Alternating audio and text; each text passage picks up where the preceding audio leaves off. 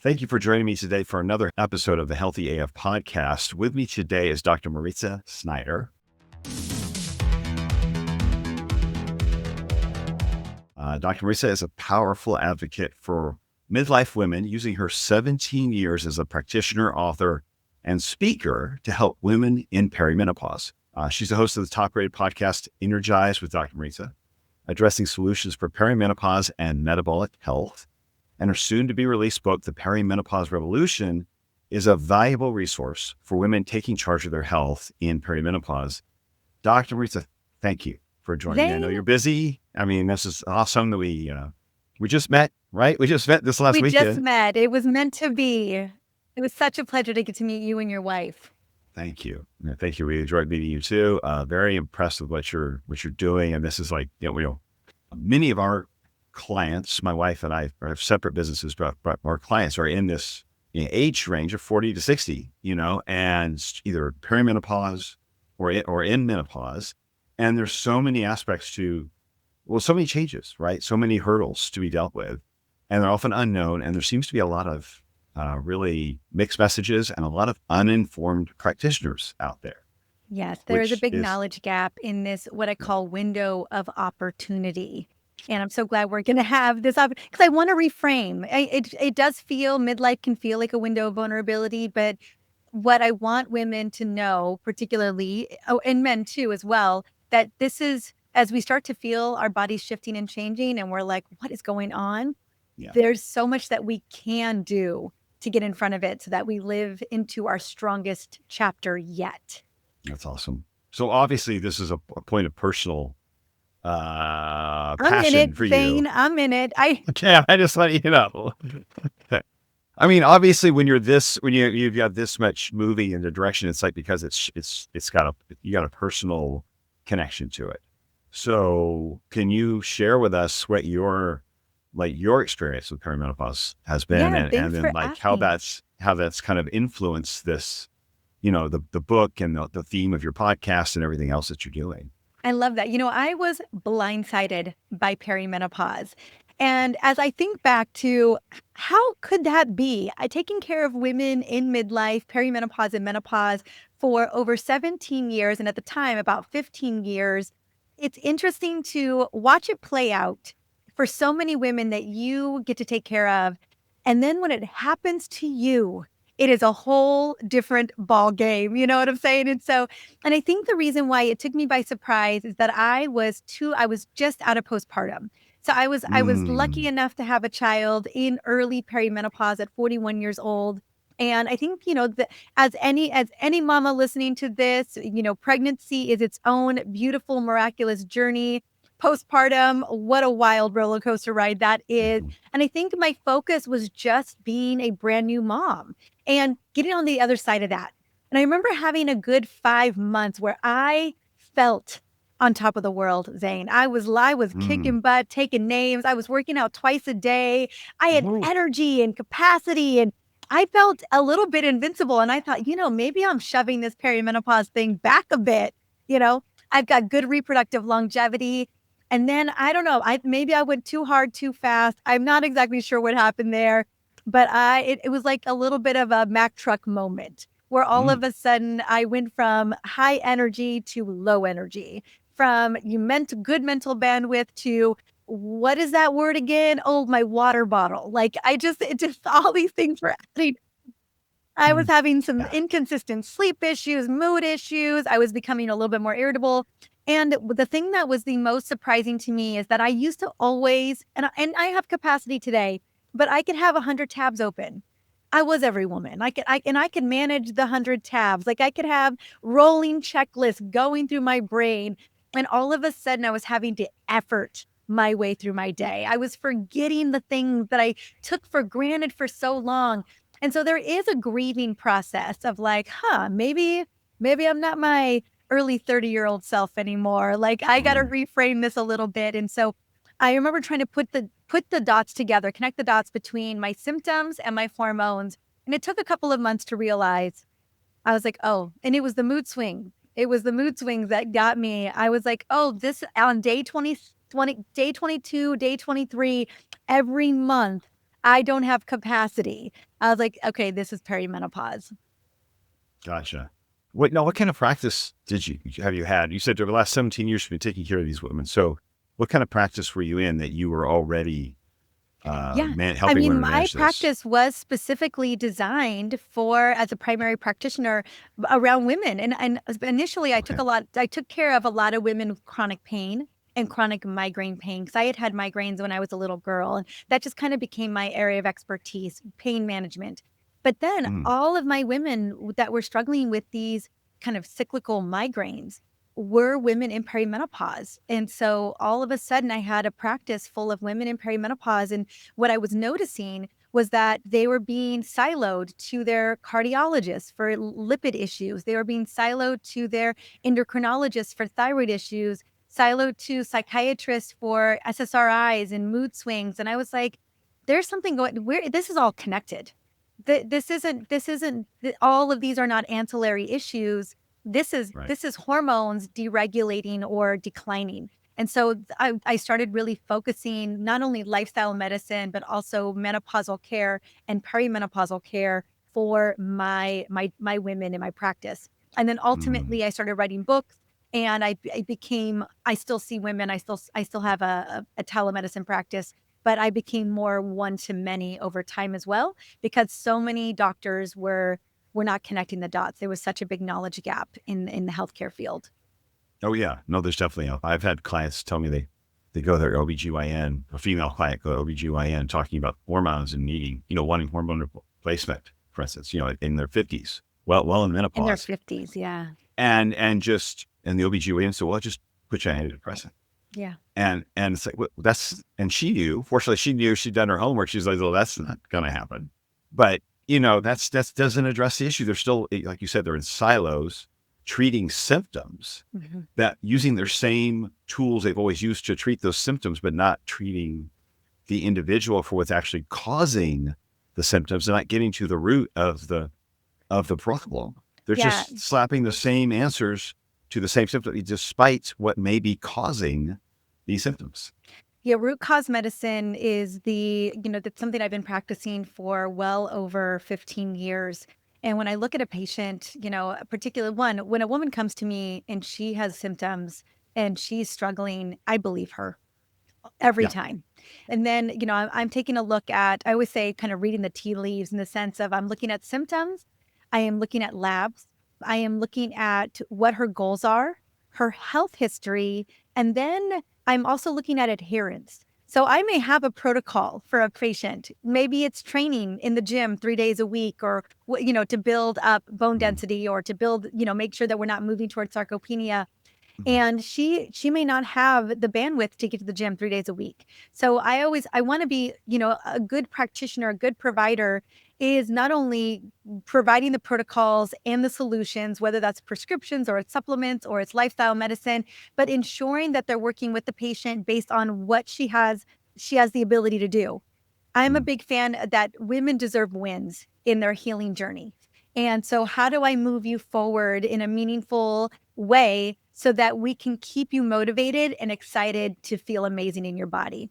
And so sometimes it's, as much as I want you lifting those weights and lifting as heavy as you can, that progressive overload, maybe it starts with walking, Mhm. and it starts with some squats, it starts with some body weight, and so it's important that in an ideal scenario, when we're looking at that root cause, that we're also creating protocols that our patients are able to adhere to. Okay. Excellent. No, it's amazing. So you're personalizing it based on their needs. Yeah. Someone's job may take up so much and create so much stress that you're not trying to heap more stress on them. No, Right. no woman's like, "Can you please add more to my plate?" Right. Yeah. So you're in a sense triaging to some degree, like where's the big hitters Where's and the and biggest Yeah, and I always tell people, when you go to your doctor, your provider, because your OB-GYN, again, in a lot of ways, an OB-GYN is a surgical residency, and thank goodness that they are delivering babies and delivering them safely. I was so grateful for my OB-GYN in my journey for delivering my son. But just know that we've gone over 20 years of OB-GYNs and other providers not Mhm. not knowing how to prescribe hormone replacement therapy. So Yeah. you'll have to, if you go to your OB-GYN or your primary doctor, I'll tell you right now, I have my own primary doctor, although I am one. And that we only go so far. Like I can get lab Right. ran, but in terms of them prescribing oral micronized progesterone, that's a no-go. It feels like it's out of their wheelhouse. And it is a bummer that it is. But I just want you to know that if you are getting a doctor who's like, I don't want to, if you're getting, it's not indicated, or I don't prescribe it, or I don't feel Right. comfortable prescribing it, or whatever the dialogue is, have them make notes as to why they're not prescribing. But again, it's so important that you are the CEO of your health, just like you're the CEO of the household, your family, Right. all the other things that you're handling. Your health is just as big as a priority. And most of us will have to take some level of initiative. Like I know what I can get from, you're going to have a team, what you can get from this person, you're going to get from this person. Yeah. And I don't get caught up in being upset that I can't get something from one of my doctors. I just Right. know that I'm going to have to step out and get it somewhere else. And so Yeah. that's kind of where we're at right now as we're coming out from the consequences of the Women's Health Initiative study. We really are. That Yeah. was like, can you imagine the biggest Oh, piece of misinformation got so much press? Like it was on Good Morning America. It was the biggest deal, it was. scared all these doctors into, out of practicing medicine, really. No, we Uh, we went from 45% of women. It was the number one prescribed medication on the market was Premarin and Prempro.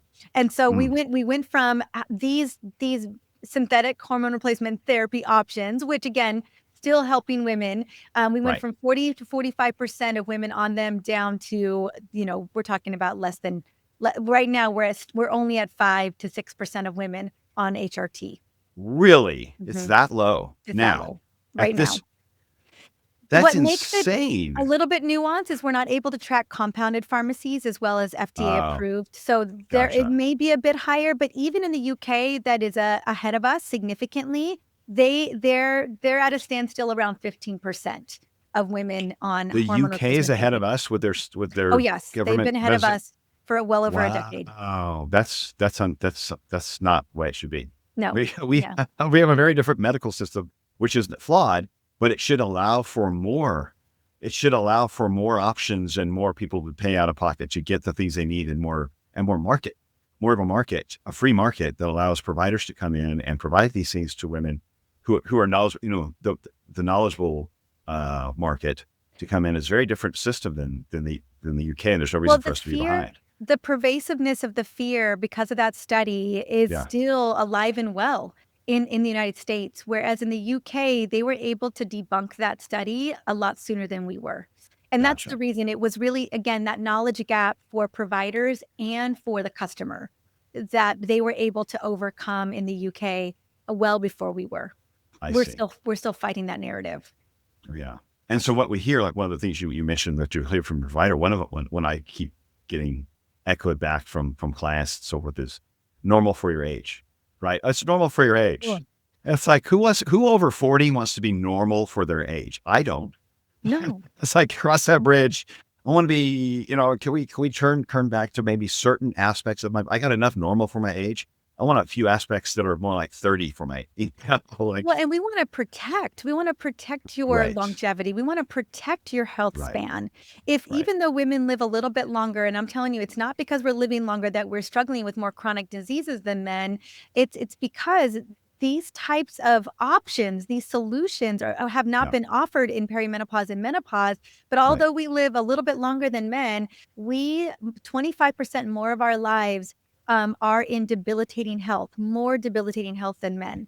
And it has a lot to do with the fact that we're becoming more frail.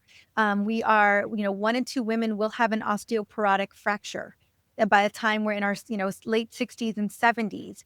Yeah, This is because with a loss of estrogen, even in perimenopause, in that window of opportunity we were talking about earlier, Zane, we're losing bone in perimenopause. We're yeah, losing bone in early menopause. And yet the conversation about HRT isn't happening until we're well over that 12-month mark of not having a period. And so we're right. missing that window of opportunity there. And so that ends up happening is that we end up breaking bones.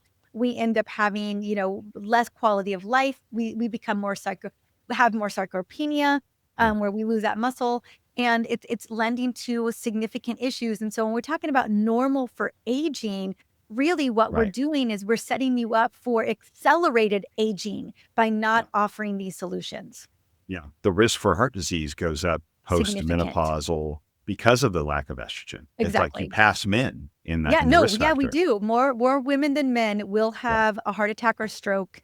1 in 3 women will die of a heart attack or stroke. When you It's get so past menopause, into past menopause. menopause, Yeah. yeah. Yeah. But that window of opportunity, I call it the metabolic window of opportunity, was our 40s. It takes a while to develop that heart disease, and it's not even in we lose estrogen before menopause. We Sure. up to 5 years prior to menopause. And so I say, why aren't we getting in front of this before estrogen is significantly declining, even in late perimenopause? Yeah. Testosterone definitely starts dropping before menopause. Oh, yeah. I Oh, mean, well, by the like time 10 you're in years menopause, before. yeah. Oh, yeah. Well, we peak. I think all of us, gosh, you think about us just being these Energizer bunnies in our 20s, and then that decline in testosterone Yeah. is happening after our mid to late 20s. By the time we're in menopause, we have 50% of what we had in our 20s. But there's a lot of reasons why we can lose testosterone earlier, including chronic stress, Yeah. toxins, endocrine disruptors, living a sedentary lifestyle, insulin resistance, so poor metabolic health. Those Yeah. those will be reasons why women actually have lower than normal lows even in our 40s. So I always say test don't Yeah. guess. Let's look at these levels. If you're feeling flat, you're feeling unmotivated, your Yeah. libido is gone, you are having a hard time recovering from the gym workout, we should be looking at testosterone levels as well. Yeah, even all the over dieting. I see a lot of as a trainer, Oh yeah, over dieting, then the thyroid starts to drop, the T4, T3 conversion drops, which then impacts testosterone down the road, right? absolutely. I mean, that Absolutely. low T3 will have the testosterone. So let's back up just Yeah, let's slightly back up. for I our know listeners. we're on the Well, train I of know you and going I everywhere. could probably talk forever, and let's back. I just want to back up a little bit for Yeah. our listeners to help them understand, because they're very familiar with menopause. Has been a big word that's come out, and we're getting more familiar with that. Having a moment, right, Zane? Yeah, having a moment. Well, let's go back to the perimenopause, which is where you're Yes. specifically addressing. You're saying this window of opportunity. What's going on with hormones during perimenopause, and the impact of that, and then and let's try to maybe define that for people so they understand what's happening, and then as they're moving towards menopause, like what to expect. So let's, Yes. because I know it's just not, oh, you're first you're in A and then you're in B. Let's say Oh, there's a no. whole transitional period here that's going on, and it looks different for each person, but there's a lot of changes. Exactly. Well, because so many of us do know about menopause, real quick definition of menopause, it is one day in time where we have not had a period for 12 consecutive months. And then if you prefer to be in menopause forever after that or post-menopause, totally up to you. You get to decide how you want to define it. But before menopause, before we have that one day in time where we haven't had a menstrual cycle, we are in perimenopause. And what really initiates perimenopause, and mind you, it doesn't just announce itself one day. I wish it worked like that. Hello, you are officially in perimenopause. No, it for so many of us, it can be very subtle at first, and there's no one defining test to define that perimenopause. Here we are. But basically, when we're born with a set number of eggs. And by the Mm, time we're even in puberty, we only have we about to have a 500,000, give or take, 300 to 500,000. And every single month we prime those eggs up. And so we do pick one, but many eggs are being lost in the process. By the time we're in our mid to late 30s, our body, we're down to about 10,000, give or take. And the body knows it. The ovaries know it. And so that communication between the ovaries and the brain becomes a little bit garbled. It's like trying to play telephone with a 5-year-old. mhm. The message it's going to get messy. And as a result, hormones, the brain hormones, pituitary hormones like follicular stimulating hormone and luteinizing hormone, start to really shout at the ovaries. As a result, we start to have anovulatory cycles. We start to have irregular hormones start to, again, it's more erratic than it is a precipitous decline. I would say testosterone is more of a Okay, precipitous decline. correct. Yeah. Melatonin is more of a precipitous decline. Progesterone and estrogen, which are whole body hormones, it's an erratic roller coaster ride of a decline. And so that is really what defines perimenopause. It's usually 4 to 10 years leading to menopause.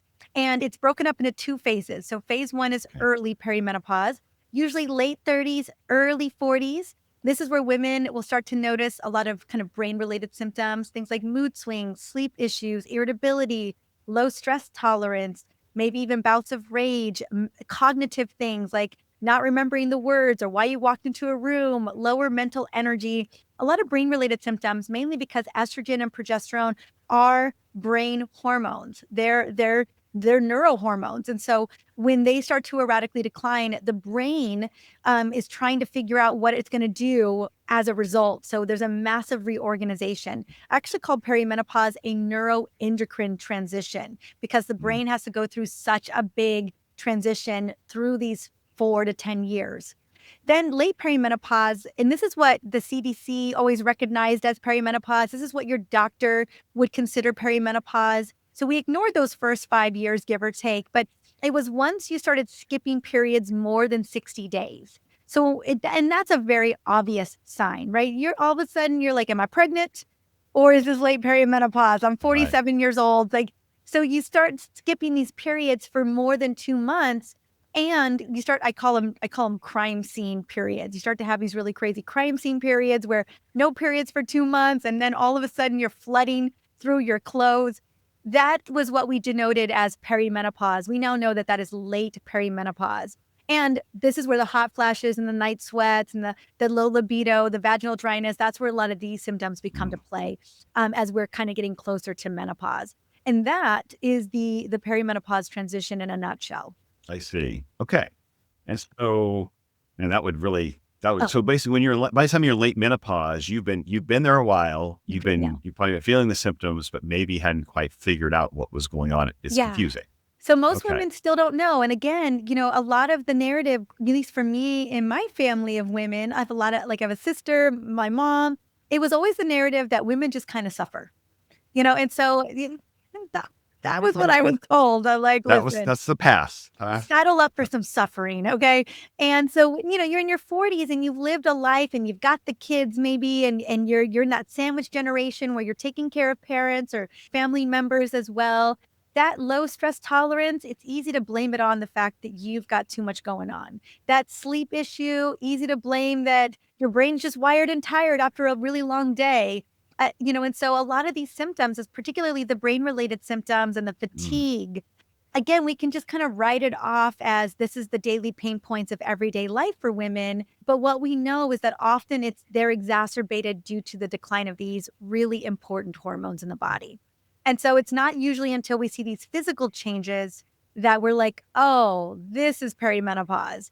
And that's why I'm so grateful, not only to write the book, The Perimenopause Revolution, but to be having conversations with you, Zane, because we often miss supporting women in the first 4 to 5 years of perimenopause because we just tell her, oh, this is just the way it is, or, oh, this is just aging. Oh, this is just normal aging, when it's not. We're talking about an acceleration of aging.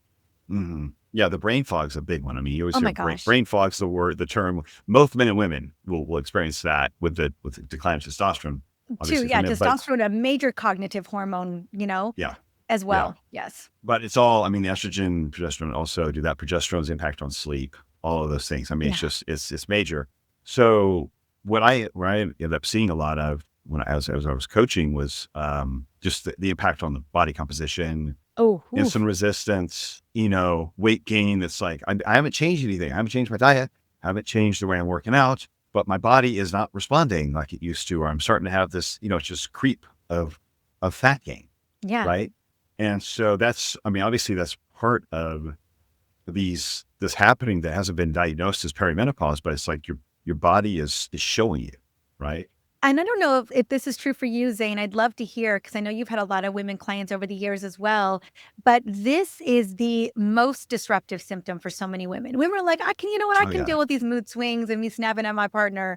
But this belly fat, that is a full stop. Right. Oh, right. Yeah. That's where they're like, wait, this is not that way. I want my body back is basically. Yeah, I can deal with the brain fog a little bit, but I can't do this body composition change that I didn't ask for. And I think, Zane, you and I can speak from this from a place of believing women when they say that I haven't changed anything. Yeah. I haven't changed the way that I was eating. I've been so disciplined. I haven't changed the way that I'm working out. If anything, I'm working out harder. And yet the fat is coming on. And, Yeah.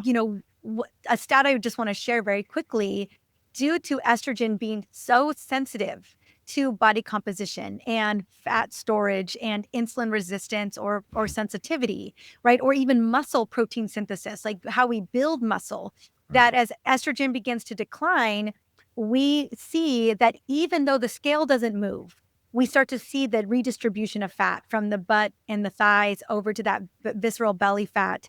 We also start to notice that, due to the chronic nature of us overworking out and Yeah. over calorie For restricting, dieting. over Yeah. dieting, that we actually still see the scale doesn't budge. If anything, it goes up.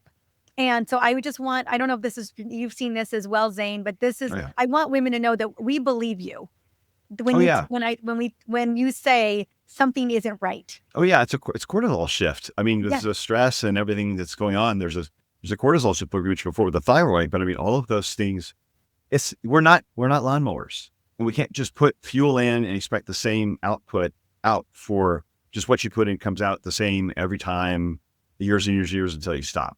Yeah, There's so much, like you said, neural hormonal activity going on that these are absolutely. impacting. That's definitely impacting your metabolism, insulin sensitivity, the Yeah, cortisol and it's not impacts. linear. Yeah. It's not like this whole linear, No. I will say that if your sleep is impacted and you're not sleeping 4 days out of the night, like you're only getting 5 to 4 hours of sleep a night, guess what? Your energy capacity to go and hit it hard in the gym the next day, maybe not there.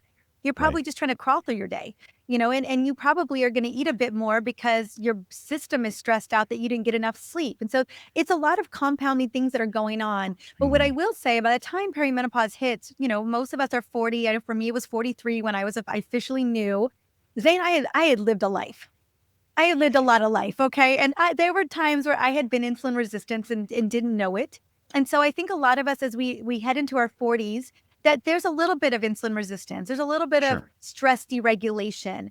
And what has kind of kept a lot of that at bay is that we had these protective hormones that were still rhythmically cycling pretty consistent every single month. But as that protective armor begins to falter, all of a sudden we don't have that same protection.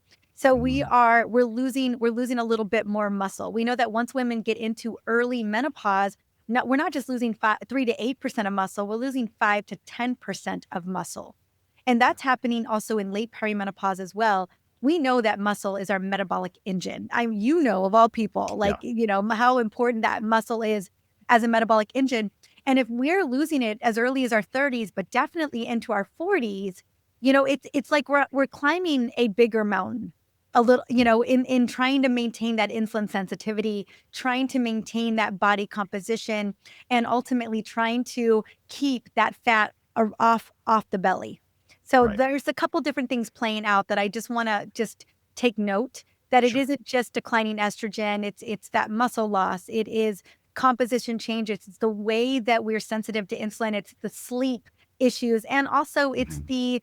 the load, it's the invisible mental and emotional load that so many women are carrying that accidentally spills over to that cortisol overdrive. Absolutely. So Yeah. what are your recommendations for Yes, those women as they start I going love it. into that initial phase? Yeah, so knowing that, so I think first it's that awareness, and I mean, obviously, a lot of us already know it because we can feel it. So the first thing I always tell women is that if insulin resistance is one of the root causes, I always say that weight resistance is a side effect of insulin resistance. And so we've got to get that insulin resistance under control, because whether you know it or not, or like it or not, as that estrogen declines, we are going to see relative insulin resistance, even if you never had it before. So we're kind of combating that. So I would say we got to start with balancing your blood sugar. And I would say test, don't guess. Ideally, if I can get a continuous glucose monitor on you, which is a little sensor that tracks your blood sugar, well, your interstitial blood sugar, that we can look at, it's a really great relative marker of insulin, how Mhm. insulin is responding in the body. And we learn a lot. I always say the numbers don't lie. Now, if you can't get a CGM, no worries. But it's even for 2 weeks, it gives us a lot of insight into how stress is impacting your blood sugar and insulin, what you eat, your movement, your sleep, all of these lifestyle strategies or lifestyle habits, how they impact your overall cellular energy and the way the insulin is responding in the body. But if you can't have one of those, I always say start with food. Again, protein forward, fiber focused. So if I had a rule, it would be 30 grams of protein per meal, 25 to 30 grams of fiber throughout the day. And I want you to be eating around 25 grams or less of sugar. That would be my rule around how to build your meals. But protein, fiber, healthy fats, get rid of those acellular carbs, refined carbs. Be mindful about the drinks that you're drinking. Think even kombucha or your probiotic and prebiotic drinks, your poppies, like these 5 grams here, 5 grams there, it adds up, and nothing will spike your blood sugar faster than liquid sugar. So look at that vanilla latte a little bit more carefully than getting on that blood sugar roller coaster. Next, probably one of the most, I would always say, kind of the biggest longevity hacks, but also the most underutilized longevity hack is going to be movement after meals. Just move after meals, especially if you are running from one thing to the next and you're having a hard time getting that strength training workout in. Just move after meals. It's more effective than a 30-minute walk any other time of the day is a 5 to 10-minute walk after a meal. So movement after meals. And then I always say, practice early time restricted eating. So eat as early as you can in the evening. So we finish dinner by 6:30. I have looked at on my CGM, I can eat the same meal, Zane. It could be salmon and roasted veggies and a salad, stable blood sugar at 6 o'clock in the evening. I start to see more relative insulin resistance with, again, a meal that shouldn't be driving any level of insulin resistance, after 7:30. So note that timing matters as well. So I always tell my patients, try to eat as early as you can in the evening. And then anything after 7 o'clock is late night eating. There's nothing that we're eating at 9 p.m. that is often really good for our bodies. I don't see people eating just a bunch of raw carrots at 9 o'clock at night. And so cut down the late night eating, just shut it all down, and then break your fast with a savory breakfast in the morning. Those are the 3 things that I always tell my patients. And then again, build in at least 2 to 3 times a week, resistance training with progressive overload. In my book, I have a 5-week program, beginner workout videos, intermediate workout videos, exercise snacks after meals, walking after meals. I build it all in. So I make it so easy for you to implement if you need a starting place from today. That's amazing. That's great. Yeah. Movement is definitely, needs to be part of the lifestyle, right? And you pairing it with and how it impacts blood sugar, like after a meal. But yeah, you have to be a little more mindful about how your day is unraveling, or is I should say unraveling. It's a bad word to say, but sometimes it feels that way. No, it feels like you're losing control of your schedule. Yes. And if you don't think about it, your dinner could end up being 7:45 in the car on the way to picking your kid up from practice or something, or it's an afterthought, right? An afterthought. It's reactive. And it's reactive. And when we're making reactive decisions, we know how that goes. Particularly around what we put into our bodies. I was being interviewed the other day, and we were talking about how do you even build a meal from like a 7-Eleven? And I was like, wait, you can build a meal from? I was like, you can't do it. You just can't even do it. Like, I don't understand. And so it is, there are better options. There are technically better options. I just thought it was interesting. And I get that there's food deserts and there's like accessibility, but I want to get us back to whole foods, like real foods. Yes. Like you're spending more time in the kitchen, ideally spending time with your family in the kitchen. I mean, that's when I think about how full life can be. And I get it. I'm a working mom. I own my own business. But probably the most meaningful time I spend with my family and for my family is in the kitchen. Yeah. We make it happen. We're very strategic about batch cooking. We're very strategic about roasting veggies, just what are the hacks that we can build into our day to create better cellular energy? The through line, 2 things I hope people walk away from this conversation, besides understanding what perimenopause is, but that I want to reframe our day. I want to Okay. reframe the day by building your life around movement. I want you to be Hmm. thinking about your schedule around movement, not building movement around your schedule. If we could Right. start to work in, maybe instead of that hour meeting, it's a 45-minute meeting and you've got 10 minutes or 15 minutes to just do some push-ups, do some squats, do some jumping jacks, hang from a pull-up bar, go take a walk around the block. Build movement into your day and think about spending more time in the kitchen. How are you going to fuel your future brain? That's how Yeah. I want you to be thinking.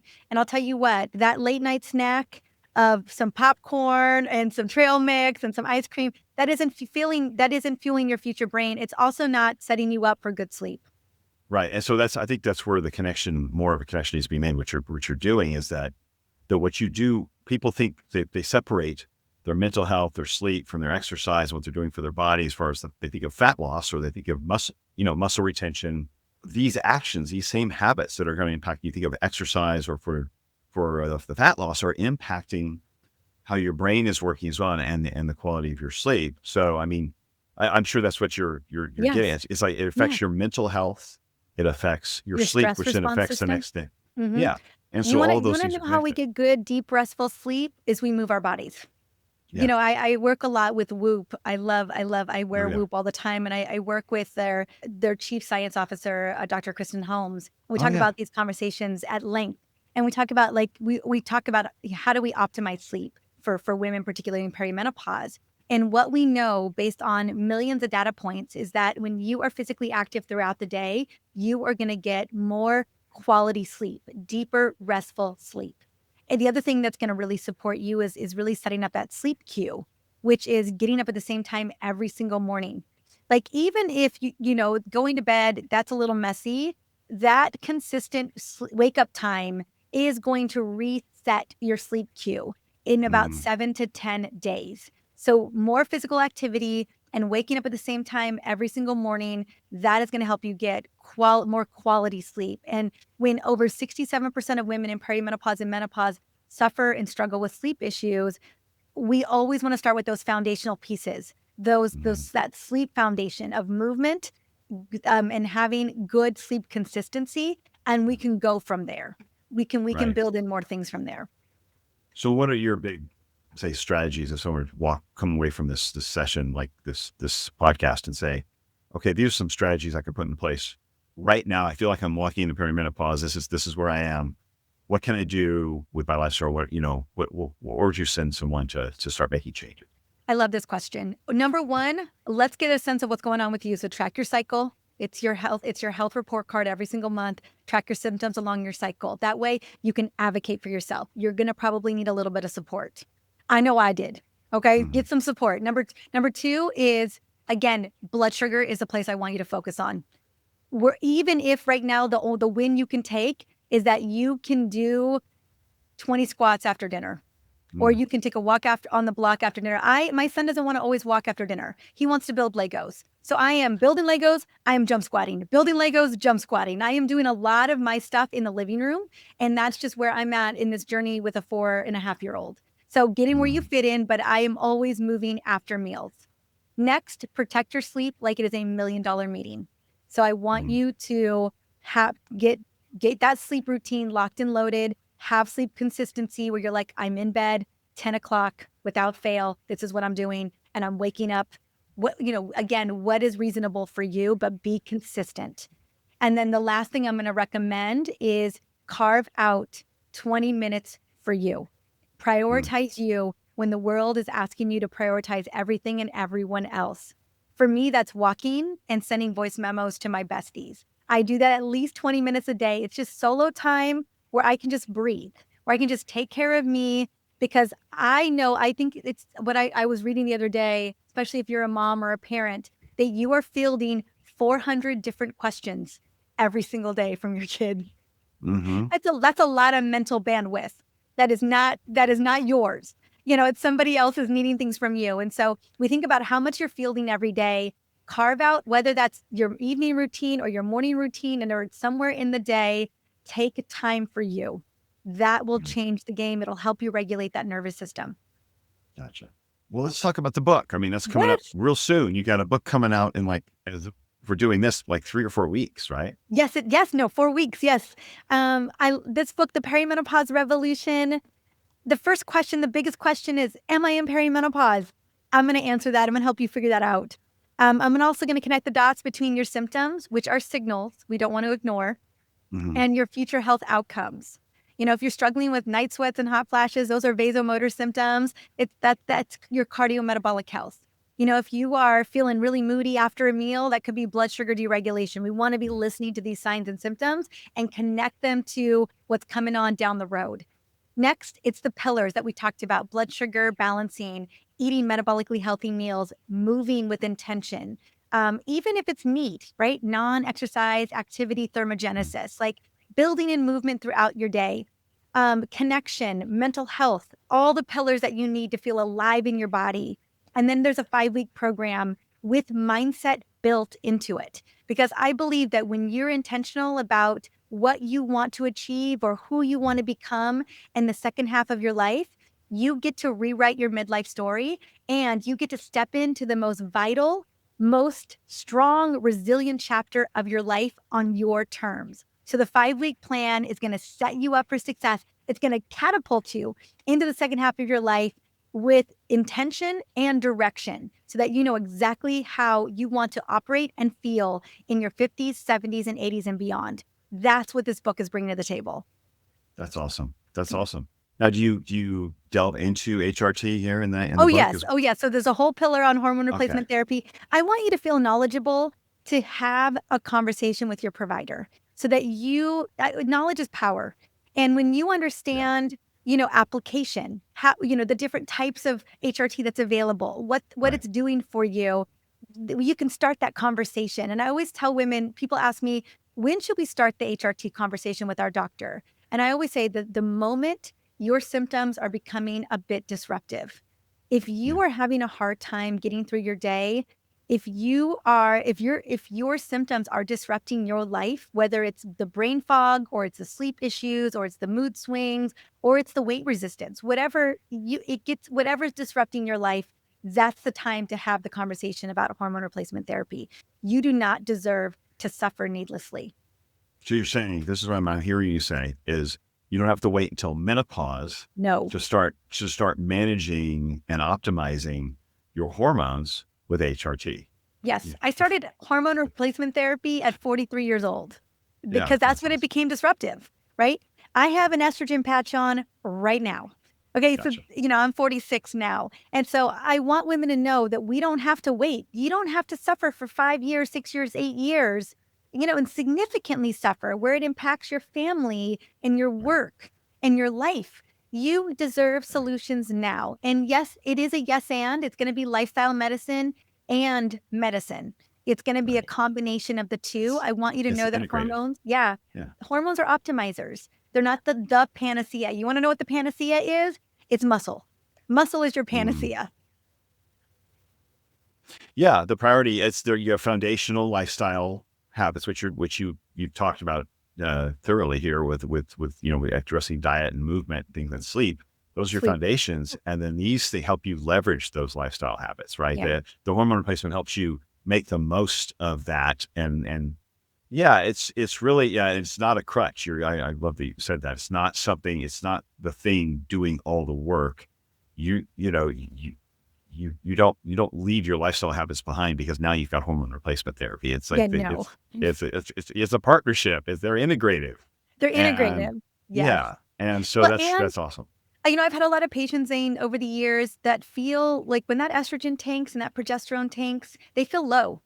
And they feel unmotivated and they're just For trying sure. to get through their day. Like they're in survival mode. And I will say that although HRT isn't going to lift the weights for you, it's not gonna walk you around the Right. block, but it will give you that motivation. It will flip the Mhm. light back on so that you are feeling motivated again to get in the gym, to put on those workout clothes, For sure. to move your body meaningfully. And so that's what I want. If you are struggling in the chaos of life and you're like, man, I just don't even have capacity to get in the gym, I don't feel motivated, I feel low, life is insurmountable, HRT could be the thing that could turn the lights off enough to start moving you in the right direction. And that to me, like, again, we talked about the wins. You deserve a win. And if HRT is that win that gets you to that next step of lifestyle, then I am all for it. I would never gatekeep HRT from a patient because they're not moving their body enough or they're not eating appropriately, you know? So it is very much a yes and it depending on the patient, like sometimes she's doing all the things and she needs the HRT to take her over, you know, over the line. And sometimes a woman needs the HRT to help her get the lifestyle going. 100%. Absolutely. I've met so many women. They say, "Oh, I remember this version of me. I feel like I got myself. I remember this me back, you know." Mhm. And when they get a little HRT in their system, it's like they feel like they got themselves back, their old selves back, Exactly. where they're motivated and optimistic, and the world's a little brighter, and they see themselves differently. It's there. It is. It's not just about fat loss. It's not just about muscle. It's the mood. It's the motivation. It's your relationships. It's yeah, including your relationship with yourself. I mean, it really impacts everything, and it's a shame that it's become associated with vanity in some respects, you know, and it's really not. It's quality of life. It's quality Eh, of life It's quality of life, and so no, I and you love that. deserve it. Yeah. Yeah, it's you enjoying the next 40, 50 years of your life. So the book's coming out on October 21st. Is that right? October 21st. You can go and Okay. get it at drmariza.com/book. That's where all the goodies are at, all the Okay. workout videos, exercise snack Okay. videos, the over 75 recipes that are built around your metabolism and your cellular energy, the sleep routines and the morning routines. I mean, Zane, I left no stone unturned. I covered everything and That's I made it awesome. so easy to habit stack. So you can get all the goodies, all the gifts. I want you to have all the gifts. I want you to have everything. I don't want you to have the Gotcha. least of anything. So you can go to drmariza.com/book. The book's available everywhere books are sold. Barnes and Noble, Amazon, Books a Million, wherever you're buying books, Right. local bookstores, the book will be there. And yeah, and the goal is that you have everything that you need to walk into that powerful next chapter. Awesome. Now you have a second gift I I do want to have a make sure second we cover. gift. Yes. Yeah, it's a So I have free a little thriving gift. in perimenopause survival guide. I Yes. mean, yeah, is there a version for the husbands to survive?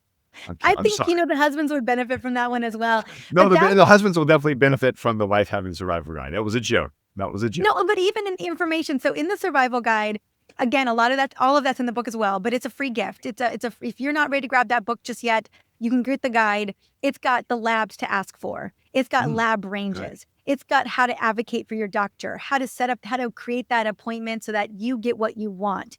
It's got lots of lifestyle built in as well so that it's really moving the needle. So I want you to know it's got a symptom tracker, a menstrual cycle tracker, really everything you need to get started if you're looking for the starting place. That's going to be what the free guide is all about.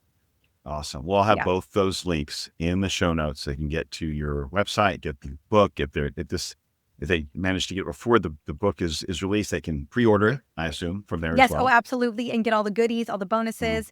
And the Mhm. bonuses aren't just pre-order bonuses, although yes, go get the bonuses, but they will be on the back end of the bonus once the book is out as well. I don't want you to think that I'm pulling Oh, those sure. bonuses after the book is live. No, those are Yeah. the things that help people. Yeah, I they like, okay, know. there's the tools, right? There's the It's tools to like it's how we mind put the blowing book to in me when place. authors are like, once the book is live, the pre-order bonuses are gone. I was like, well, why did I even make all of this? I want you to Right. have all of it.